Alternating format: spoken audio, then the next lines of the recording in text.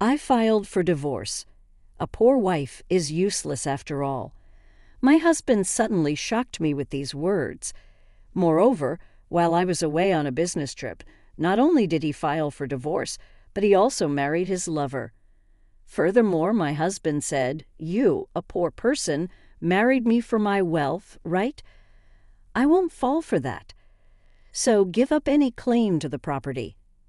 As if I married him for his money. When I confronted my indifferent husband, who had always treated me like a poor person and scorned me since our marriage, he started to unravel. Ultimately, he spiraled down to rock bottom. My name is Karen, 35 years old. My father passed away when I was in kindergarten, and since then my mother raised me and my sister by herself. I was grateful to my mother, but deep down, I always wished I had a father. Of course, I didn't necessarily want a new father, but I always dreamed of living happily ever after with my husband, surrounded by children. Though I didn't know how many we'd have. Life on just my mother's earnings was far from wealthy, but we were happy as a family of 3. However, the poverty I grew up with never left me, even after I started working and earning a decent salary. Even when I was single, my grocery shopping at the supermarket centered around discounted items, and I would stock up during sales. If the items wouldn't go bad, eating out was out of the question, and for meals alone, I wouldn't even buy convenience store bento. For drinks, I would bring tea in a thermos. Before I knew it, saving money had become like a hobby of mine. I married my husband, John, 4 years ago. We met through an acquaintance and hit it off. Unlike me, who grew up poor, John was wealthy from a young age, and our views on money and values were completely different. However, I was drawn to his kindness and the new world he showed me. We started dating soon after meeting, and as I was over 30 and eager to get married, we tied the knot in less than a year. We decided to move into my apartment, which was close to both our places. It was a company-subsidized apartment, so the rent was quite cheap, one of the reasons we chose it as our new home. After marriage, I continued paying the rent, and John contributed to other living expenses. This was how our married life began. John had a somewhat traditional view of gender roles, believing women should quit their jobs and take care of the home after marriage, and if men should support women while women managed the household. I found these views of his cool and masculine at the time. Before our marriage, he suggested I become a homemaker, saying he would support me. He probably thought of me as a domestic woman, good at cooking and cleaning, which made me happy at that moment. However, I loved my job and had important responsibilities at work. I didn't hate household chores, but being a full-time homemaker wasn't an option for me.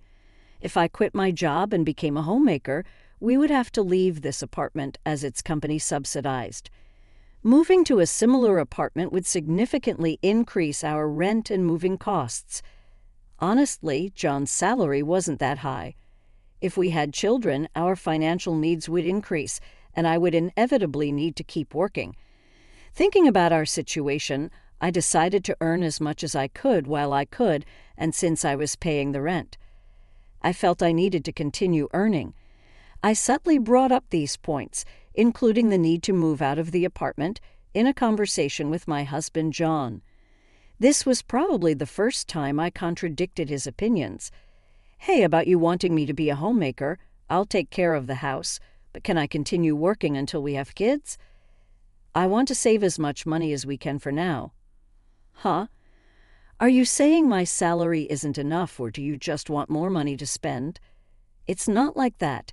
Kids are expensive, and I want to save up for that. I can even use my earnings for our living expenses. It's better to have more money, right?" "Right. Your annual income is $115,000, right? It's not much, just enough for the rent, but it's better than nothing. It's better than lounging around at home." "All right, but don't slack off on the housework." "Yeah, but thank you. I'll keep working until we have kids. Of course, I'll take care of the house too." Though I felt uneasy about some parts, I managed to convince him to let me keep working. But in hindsight, this might have upset him. Balancing work and household chores was harder than I expected. My days were incredibly busy. I was a full-time employee, not part-time. I woke up early to prepare breakfast, lunch boxes for both of us, and to do some prep for dinner and tidy up the house. When I got home, I prepared dinner, heated the bath, and did laundry after John went to sleep. Honestly, there was barely any time for us as a couple, and I began to wonder if this was really what a marriage should be like. On the other hand, John, who acted like a traditional husband, did absolutely nothing at home. He must have seen how busy I was with household chores, but he would just eat dinner, drink beer, and relax when he got home. He'd bathe alone as soon as it was ready, then go to his room. I wished he would help out a bit, given how hard I was working, but I couldn't say anything, fearing he'd tell me to just quit my job. Despite his lack of help at home, I naively hoped he would change once we had kids. However, our relationship had grown distant, making the prospect of having children unlikely. I decided to discuss it with John. "Hey, we should start thinking about having kids, right?" "Huh? Kids? You're quite energetic, considering you're tired from work and chores." "It's not about that. I want to have children. We haven't been married that long. Isn't it too early for kids?" "Maybe for you, but I'm already over 30. Women have a limited time to have children. It's getting harder to conceive as I get older. It's almost too late. Then we don't need kids. If we have one, you'll expect me to help, right? You know I'm busy with work. I won't help with child rearing." "What? Declaring you won't help with child rearing even before they're born is strange, isn't it? I plan to raise them alone, but shouldn't you at least have the intention to help? It's your child, too." "Child rearing is your job. I'm working to support the family, so I definitely won't help with the kids. You'll just complain that I don't help and that you're doing it alone, making me the bad guy. You must have been indoctrinated with poverty and lots of kids since birth. We're not poor. We don't need kids." End of discussion. John abruptly ended the conversation and went to his room. Standing alone in the living room, I was overwhelmed by tears. Not only was my wish for children rejected, but also my upbringing was mocked. Following this incident, our relationship deteriorated rapidly, and we hardly spoke anymore. There were no children and barely any communication. Maybe it was time to consider divorce. Yet a faint image of my once kind husband lingered in my mind, making me wish we could return to the happy couple we used to be. Since then, I tirelessly juggled work and home responsibilities. I was incredibly busy with various tasks. Eventually, I took on a significant project at work, which meant more business trips and further distance from John. One day, as usual, I told him about an upcoming business trip, but his reaction was unlike any other time. "I'll be away on a business trip for about 10 days from tomorrow. Please take care." "Another trip? You're always working hard. Take care, even though you must be tired." He was unexpectedly kind, unlike his usual mocking self. He even said with a smile, "Wait for a big surprise when you get back." I had given up on him and was resolved to a decision internally. However, his smile shook my resolve. Our wedding anniversary was approaching, and I thought maybe he had a surprise for that. Despite everything, I hoped he might have changed his heart. I even considered rethinking my stance if he had truly changed. However, my faint hope was shattered by a major incident when I returned home 10 days later. I faced the first surprise. The front door wouldn't open. The key didn't fit. As I struggled, John spoke from inside. "Karen, right?" "Surprised. This is the first surprise." "I changed the locks so your key won't work anymore." "What do you mean? Why doesn't my key work to open the door? Why would I let a stranger into my house?" "I changed the locks. And for your information, we're divorced. That's the second surprise. A poor wife is useless." "Divorce? I never signed any papers. How could you even do this?" I just forged your signature. I submitted it with a friend's name as a witness, so you're a stranger now. Got it. Now understood. Then we need to discuss property division, right? Right? Property division. I have a document for you to sign.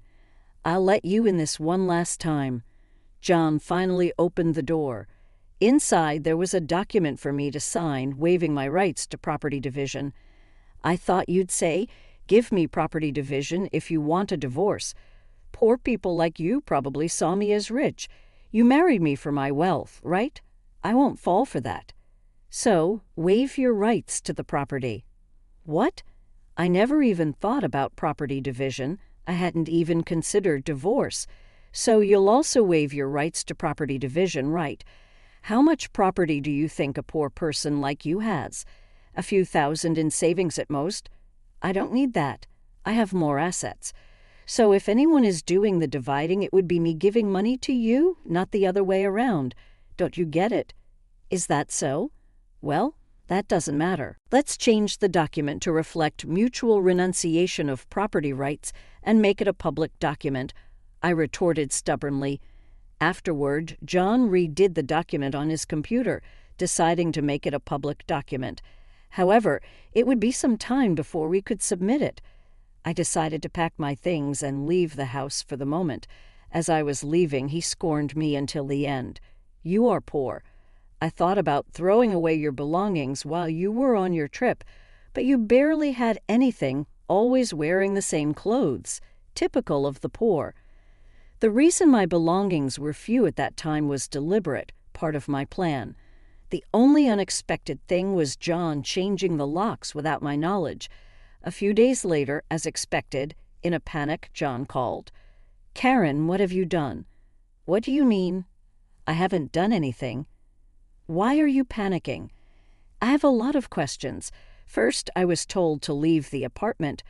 Oh, you were still living there. That's not allowed. It's a new month. You're trespassing. Trespassing? But it's my house. Are you okay? Did you forget that was a company apartment I rented? I was the leaseholder. So naturally you can't live there anymore. That's ridiculous. How could you do this? I can't believe you didn't know. I'm not the one who should be accused of doing things on my own. Didn't I tell you that you can't just change the locks of a rental apartment? It's my house. I can change the locks if I want. Didn't you listen? It was my lease apartment.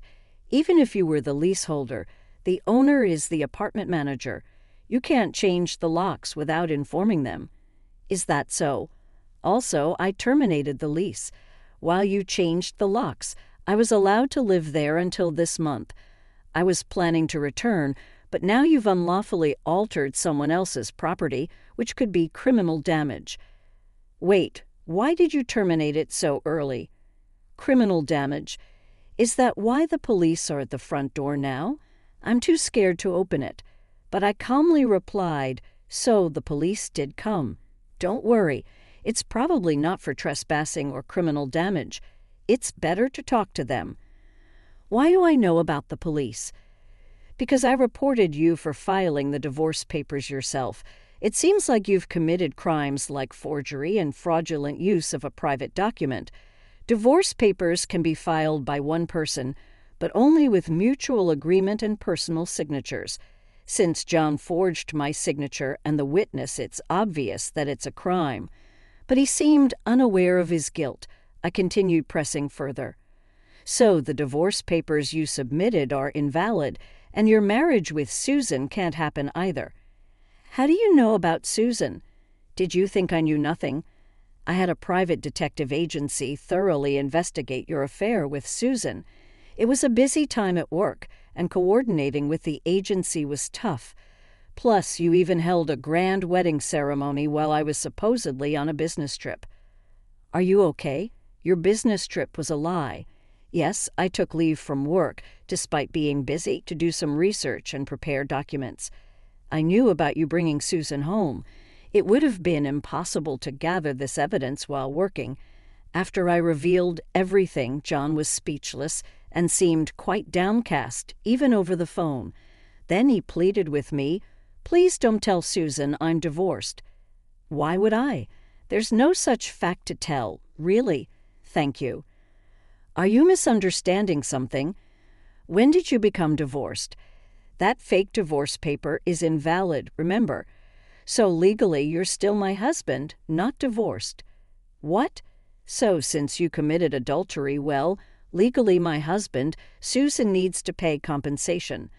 I sent the demand for reparation to her house yesterday by express delivery. She didn't know you were married, right? Then I can't withdraw the claim at this point. I already knew Susan believed John was single, but I deliberately sent the reparation demand. Susan hasn't contacted me yet, so maybe she hasn't received the letter. It should arrive soon. Should you be on the phone with me when you also have to deal with the police? You're busy. I'll ignore the police. I won't be arrested. I'm going to Susan's house now to get the letter back before she or her family can accept it. He then hung up. He probably went straight to Susan's house to wait for the postman at the front door. I knew it would be futile because the letter was sent as registered mail to Susan only. Even if he waited for the postman, he couldn't receive it. A few hours later, a dispirited John called me. According to him, there was an incident when the postman arrived. Finally, I'll take that envelope. Who are you? You don't live here, right? I'm practically a resident here since I'm married. I have the right to receive the mail. I see, but I can't give you this envelope. It's registered mail for Susan only. What? Give it to me. Absolutely not. If you're so eager, ask Susan for permission. What's going on here? Oh, John, what's all this noise? What's happening? Ah, Susan, this is registered mail for you. This man insisted on taking it. Sorry for the disturbance. Now I'll be on my way. What's this? A demand for reparation? John, you were married. What's going on here? Sorry, it's just, she's an ex-wife from a long time ago. I was embarrassed to say I'm divorced. I'm sorry for keeping it a secret, but it's strange, isn't it? We haven't been dating long, and a demand for reparation. If you were divorced before we started dating, there shouldn't be any problem, right? Well, my ex-wife is crazy. Maybe she's demanding reparation out of spite because I got married. That was the excuse he gave, but such a lie was quickly exposed. The envelope included a letter I wrote along with my contact information, so Susan called me directly. In that call, I told her about the affair, the invalid divorce, and that they had a wedding ceremony while he was still married to me. Although they had a wedding ceremony, they hadn't submitted the marriage registration yet. John wanted to submit it on a good day, so it was still pending.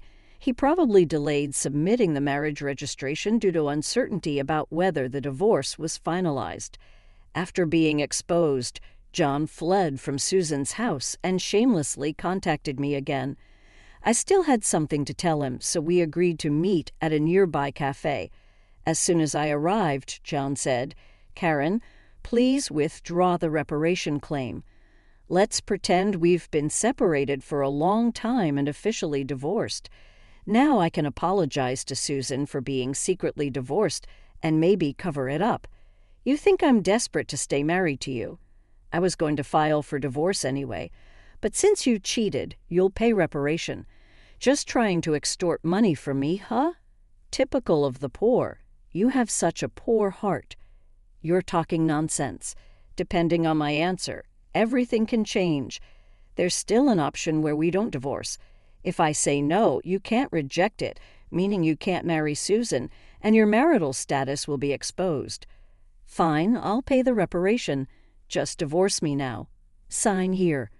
Then about property division. How much more do you want to take from me? Reparation should be enough. Remember we agreed to waive property division, right? So let's make it official.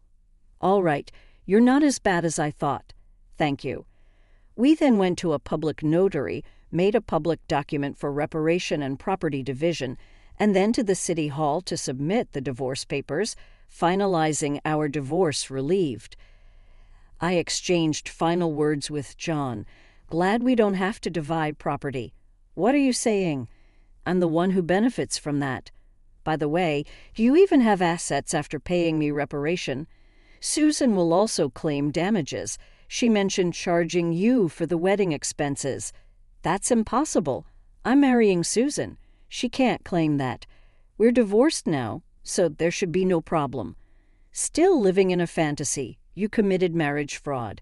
You had a wedding while still married. You think Susan still believes you. A marriage fraud. That's ridiculous. Susan will believe me. Believe that if you want. I heard from Susan directly. Also, weren't the guests at your wedding paid actors? You still owe them. You knew about that. I haven't paid them yet. What does it matter to you? You could have just taken property division and been better off. That's what I wanted to tell you. Even if we had divided property, you would have benefited more. What are you talking about? Poor woman? Your family is poor, and you only make $15,000 a year, right? Even if you got a raise, it would be barely $20,000. You don't have any property. You keep calling me poor, so I thought you might be mistaken. Yes, my salary is indeed $15,000, but you know I work for a foreign company, right? It seems you have no interest in me. But I became a director of the American branch. It's not $115,000 per year, but per month. $155,000 per month. So that's an annual income of $1.8 million. You're still bad with numbers. How do you manage to keep a job? It's $180,000 a year. $180,000? That can't be true. Of course, I haven't had the chance to spend such an amount, so I've been saving it for the future. The savings from before our marriage aren't part of the property division, but there's still a considerable amount since our marriage, so I could have received half of that in the property division. You were my destiny after all. I'll get the divorce papers corrected. Are you okay? After all the contempt, you think I'd gladly undo the divorce. If you have that much money, you don't need to claim reparation, right? It's just a small amount for you. He who laughs at 1 cent will weep for 1 cent. This reparation is for the mental anguish you caused me. I'd like to claim more, honestly. And since we've made it official, make sure to pay it, even in installments. I'll be penniless. Also, don't go back to that apartment. Your belongings should have been moved to your parents' house by now.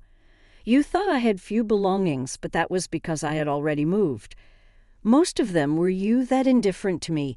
I can't have so little, so I have to go back to my parents' house. They don't know anything yet, do they? Let me explain. Don't say anything. I've already told them everything. It's only right to explain why we're divorcing. Oh, and your father said don't ever step over our threshold again, so I have nowhere to go. He collapsed and I left the cafe. Later, I heard he caused trouble at the police station. Despite my advice, he went back to the apartment. He sat there aimlessly in the empty apartment until the manager called the police, and he was taken away. I'm not sure if it was for obstructing public duties, trespassing, or for the falsified divorce papers. Eventually, his parents took responsibility for him. After talking with me and learning about Susan, they decided that apologizing and paying damages to Susan's family came first. They went to Susan's house to apologize, kneeling in front of her family. They settled everything without pressing charges for marriage fraud, even paying for the wedding expenses. I had expected them to sue, so it was disappointing they didn't. So I decided to pursue legal action against him for forging the divorce papers. John offered a settlement, but I didn't withdraw the lawsuit. I didn't want him to think everything could be solved with money. I wanted him to be convicted and understand the gravity of his actions. Even if it cost time and money, I left everything to my lawyer, so it wasn't too burdensome for me. Even though it took time, J.N. exposed for his actions, and the marriage fraud at his company couldn't stay there anymore. After being detained by the police and subsequently absent without leave, he was eventually fired. He ended up living at his parents' home, working all day at a relative's construction company. His father took all his earnings, leaving him with no income. I thought his parents wouldn't abandon him, but they were stricter than I expected. They paid my reparation and Susan's compensation, planning to make him work like a horse until he repaid everything. He lived in a shed-like place with no electricity, receiving only $5 per day for food, deducted from his salary. They planned to disown and kick him out once he's repaid everything. A harsh fate after years of hard work. I was offered a position at the head office abroad, so I moved overseas after the divorce was finalized. I worried John might come to me for help or harbor resentment, but moving abroad alleviated those concerns. I thought work would be my partner for a while, but soon I found a new relationship. I'm now dating a foreign executive at our head office, and I'm pregnant with plans to marry soon. I told him everything about my past and my ex-husband, and he's understanding. I'll take maternity leave and plan to return to work later, supported by him. He's enthusiastic about taking paternity leave and co-parenting, showing a different cultural perspective. After being tormented by my ex-husband, I finally feel I'm grasping true happiness and confidence in building the happy family I always dreamed of. Many suffer due to selfish spouses. While divorce isn't always the right choice, enduring silence isn't a virtue. It's important to know that honest discussions can lead to resolutions, and sometimes divorce